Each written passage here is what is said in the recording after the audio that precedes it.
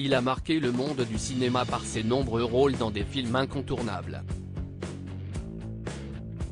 Mais que devient Jean-Claude Van Damme, qui a interprété Frank Dux dans Bloodsport, deux figures parmi les plus grandes stars francophones du cinéma. En 1988, Jean-Claude Van Damme n'a eu que des petits rôles dans le monde du 7e art quand il décroche le rôle de Frank Dux dans Bloodsport.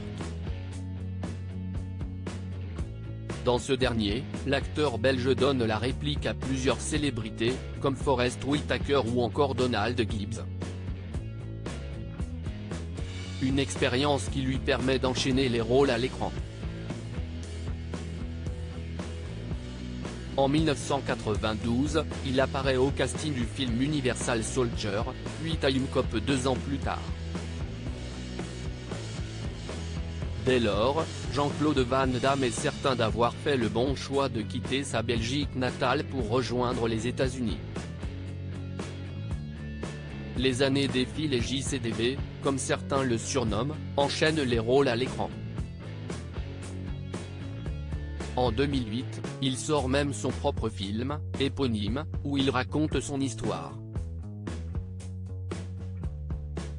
Entre ses problèmes fiscaux, la bataille juridique avec son ex, ou encore ses difficultés de trouver des rôles qui lui ressemblent, l'acteur lève le voile sur sa vie sans aucun filtre. Que devient Jean-Claude Van Damme? Plus de 10 ans plus tard, Jean-Claude Van Damme continue d'incarner des personnages dans des films à succès.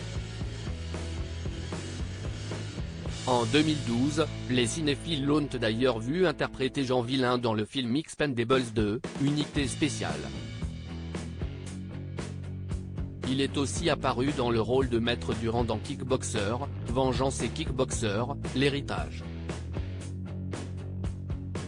En 2022, certains ont peut-être reconnu sa voix dans Les Mignons 2, Il était une fois Gru, où il a doublé un personnage s'appelant Jean-Claude.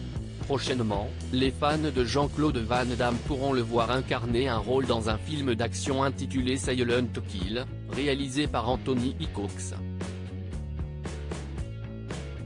Dans cette fiction, dont la sortie est prévue dans le courant de l'année 2023, l'acteur donnera la réplique à Vernon Davis et Raphaël Amaya.